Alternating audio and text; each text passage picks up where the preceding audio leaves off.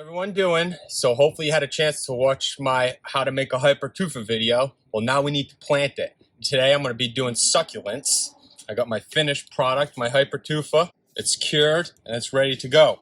So first thing, we need to put some potting mix in. I like a soilless potting mix because it's lightweight and it has good drainage. So you can start by adding about half to 3/4 full of your potting mix.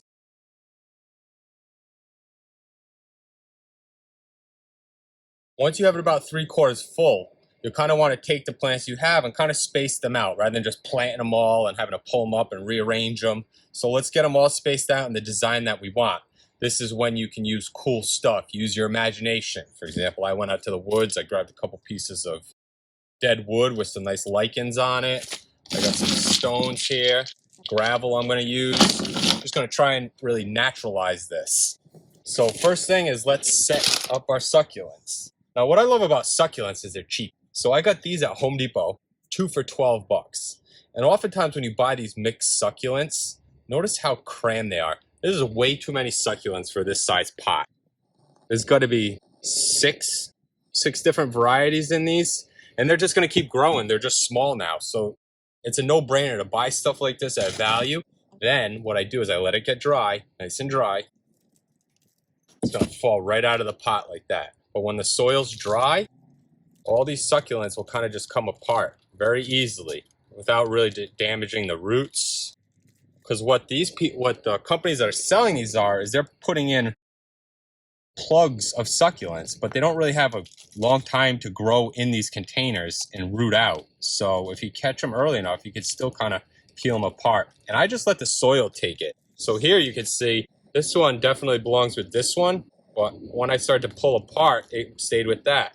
So I'm going to leave it out.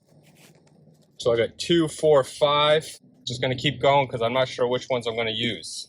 That guy just came out on his own. This one's really cool. See the white speckling? And I have some duplicates, so I don't want those. So I'm going to pick out my favorites.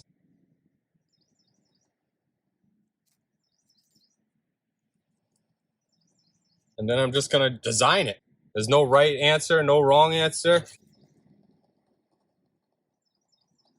What I would say is if you have some taller succulents, you try and keep them apart and mix in some low ground creeping ones so that you don't have all the tall ones together.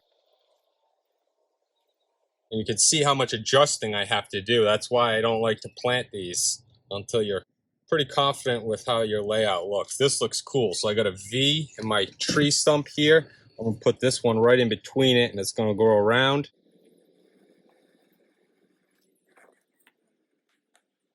So now that I have my design, I'm pretty happy with this.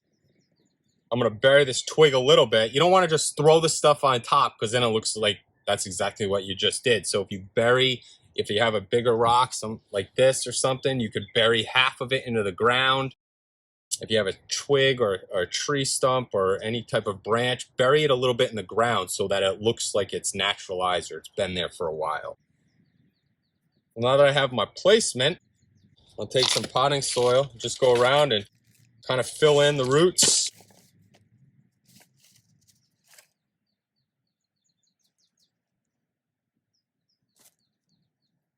This stuff is so much fun. You can do it with kids. You know, it's great because every design is going to be different. And succulents are very easy to take care of.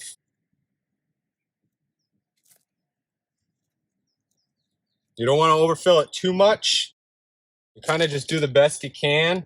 And then after you water it a couple times, things will settle. And if you need to add more soil, you can.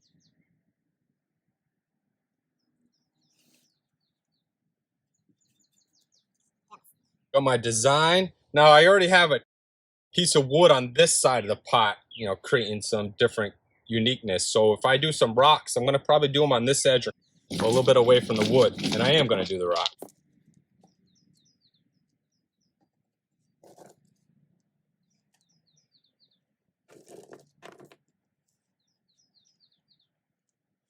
And the goal is to keep it natural.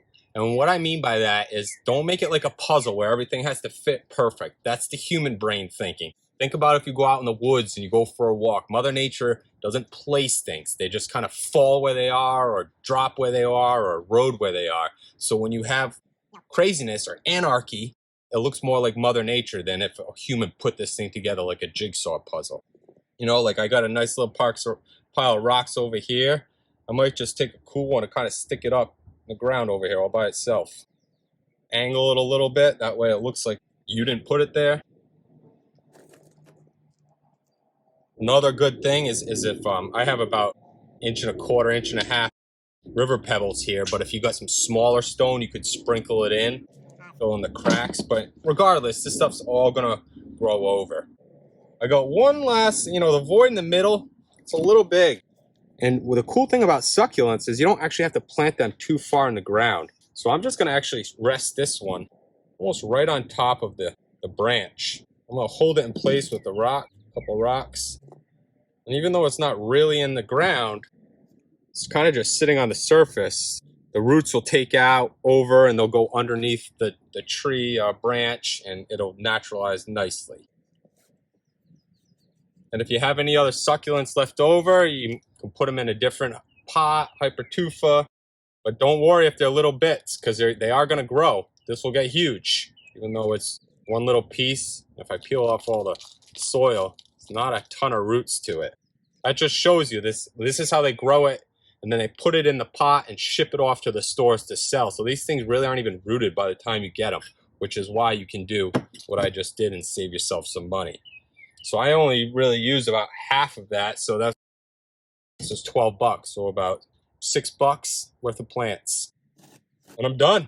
Just gonna water it, let Mother Nature do its thing. But just remember with succulents, I do want to caution you, there's indoor succulents and outdoor succulents. So outdoor succulents means that they could just stay out all year. They're gonna handle the winters. Indoor succulents will not handle those cold temperatures. So when you're buying succulents, just make sure that they're indoor or outdoor, depending on what you want. So hopefully you enjoyed it, and I'd love to see your creations and designs, and make sure you hit that subscribe button. See you next time.